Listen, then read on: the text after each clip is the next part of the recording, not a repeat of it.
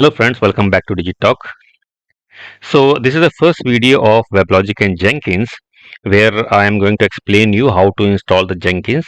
Okay, and after that I will show you a demo how to deploy an application in the WebLogic using the Jenkins. So there are multiple ways, there are multiple flows that we can create in Jenkins for the deployment. Okay, one is a straightforward process where you can just create a script and that you can call that particular script for the deployment via Jenkins.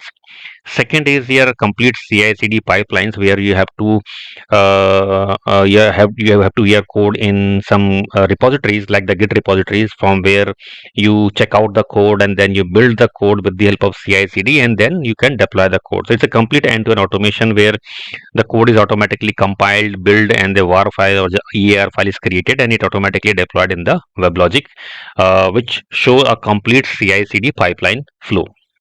Okay, so I'm going to cover both. So first, in this first session, I'm going to install the Jenkins. In second session, we will do a exercise where we will deploy a simple application using a script by calling from the Jenkins. And the third session, we are going to utilize the full CI/CD pipelines. Okay, so this session specifically, I am creating on the request of the Abhishek Gaur. Okay, thank you Abhishek for your suggestion. Okay, and if you all guys who are going through this particular session, if you wanted to have a session on any of the specific topic of the WebLogic, okay, then you can write to us on digitalk.fmw@gmail.com. Okay, we'll try to create the session on that. Right. So let us first begin with how to install the Jenkins. Okay, so for that I will going to utilize one of my virtual machine that I am going to create an AWS. So let me quickly create one EC2 machine here. Okay, and then I am going to utilize this virtual machine for installing the Jenkins. Okay, so let me give the name of my machine as Jenkins machine. I am going to use the Red Hat Linux, and default I am going with the Linux 10. Architecture I am going with the 64-bit, and this T3.micro with 1 GB memory may not be sufficient, so I will select for the 2 GB for the T2.small. Key pair, I am going to create a new key pair. This will be used for login to my machine. I will select the PPK format to login via putty. Okay, and let me give the name Jenkins. Click on create key pair. So my Jenkins.ppk file has been downloaded. Okay, and then I am not going to select any of the VPC. Okay, so I need a default VPC for this particular machine and I do not have right now. So let me create a new default VPC. So let me create a default VPC. Okay, it is created. So let me click on edit. Okay, I need to refresh the screen. Okay. No issues. Let me refresh the screen quickly and then we'll create it again. So let me launch the instance. So if you are not aware about the AWS, then this you can go through it. Okay, so you will understand how we create a virtual machine in the EC2 and then we'll go for the installation. So this is the initial configuration. We have to give name of the machines, virtual machine which we are creating. We are going with the Red Hat Linux 10. I am going with the size as T2.small, so I get the 2 GB of RAM. Key pair I am going to select which I have created some time back. Now it has automatically taken the default VPC that I have created, and then I am going to select allow HTTPS traffic from the internet. I am going with the default 10 GB would be less, so let me give it 20 GB of storage. Let me click on launch instance. Okay, it is created successfully, so let me go to the instances section. Okay, let me refresh the screen again and let me go to instances. So okay, this is my virtual machine which is up and running. So let me copy the public IP and then I will log in it. For login, I am going to select the private key that I have created during the machine my machine creation. Okay. So this exercise is specifically not required for the installation of Jenkins, because this is I'm going to create the machine. So I thought to show you as well. Okay, if you are not aware about the cloud computing or AWS, then at least you will understand how to create a virtual machine in your cloud AWS, right? So by the default username is ec2-user in the AWS, and the login is with the help of key which we have downloaded and created during the VM creation. Now after that, this is the action plan. So first we need to update the system. So this will install all the necessary important packages that need to be in your system. Okay, so the list will be very long, so it is going to take a bit of time for installation of the packages. Okay, once it is done, then we'll go for the Jenkins installation. Okay, so package installation has been completed. So I have paused the video to save the length of this video. Okay, and now the next thing, once your system is updated, we have to install the Java 17, which is the minimum version for your Jenkins to be installed. So let me go here, let me run the command for installation of Java 17. Okay, Java 17 is not able to find. So let me try to check the packages if something is there with the name of Java-17. Okay, and let me do one thing. Let me see Java. Okay, so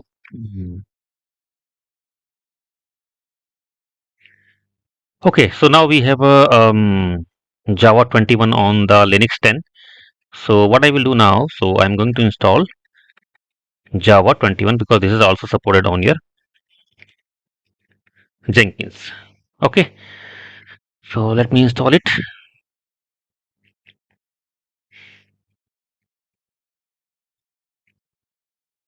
So once the Java is installed, then we'll go for the Jenkins installation. So these are the prerequisites that we are doing. Okay, so Jenkins is a Java base, so you need a JVM, and for that you need the certified Java to be installed, right?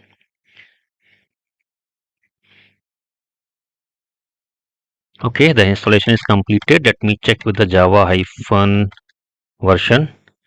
Right, so Java is installed, and now we need to install the wget utility to download the software directly from the internet. So wget is installed. So when you are working on an already built and up and running Linux machine, all these things are not required. So I'm just showing you that how to initiate everything from the scratch, how to create a machine on the AWS, then after that you have to update the package, then what are the basic utilities that you need to be installed. Okay, and now we are going to download it Jenkins from the Jenkins repository. Okay. Okay, 200. Okay, connected.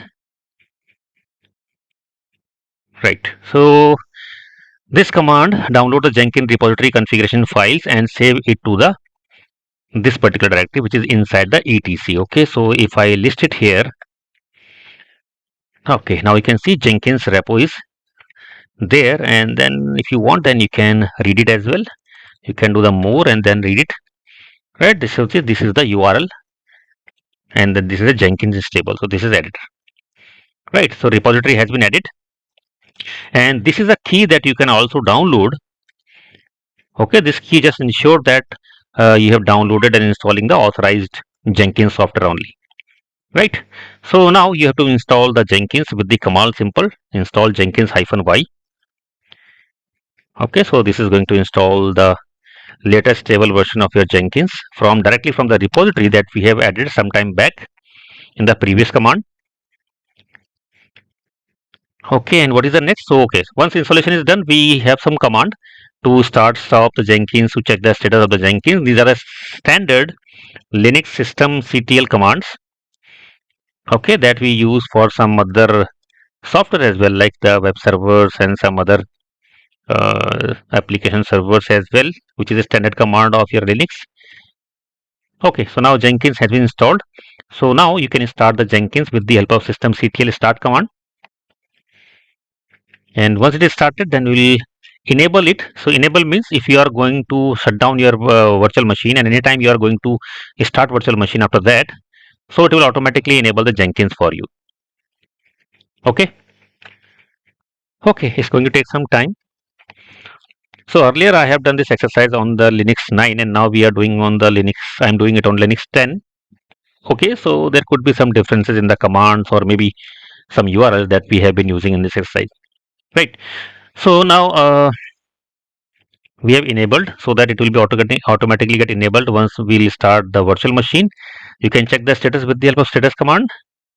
You can see it is up and running, right? And you would like to restart, this is the command to restart.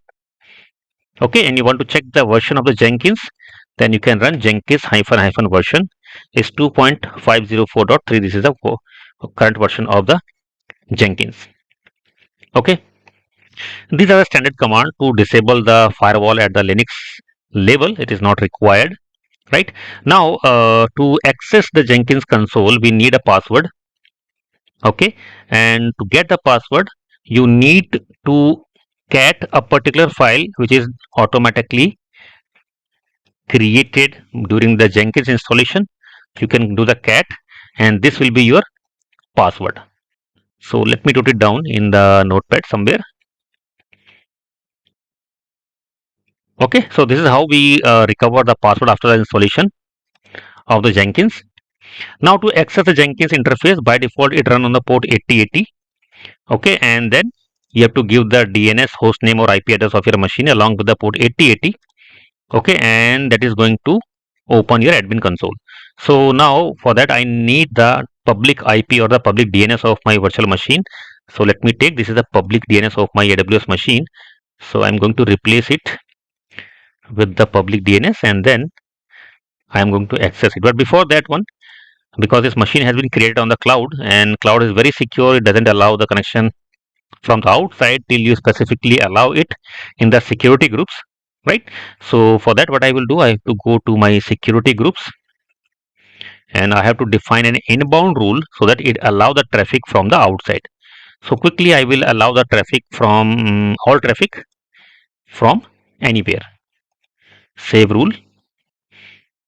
Okay, now I have added an inbound rule, so this machine will allow the connection from anywhere outside from the internet. So now let me try to access this. Okay, now you can see this is the Jenkins console and it is also giving the indication from where you need to grab the password.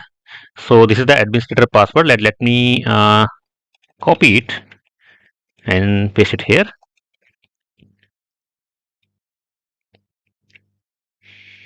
Okay, and now Jenkins is based on the plugins, right? It can work with the multiple softwares like Kubernetes, Docker, and then multiple softwares, GitHub, Git. So it uses different plugins to connect with the different third-party systems.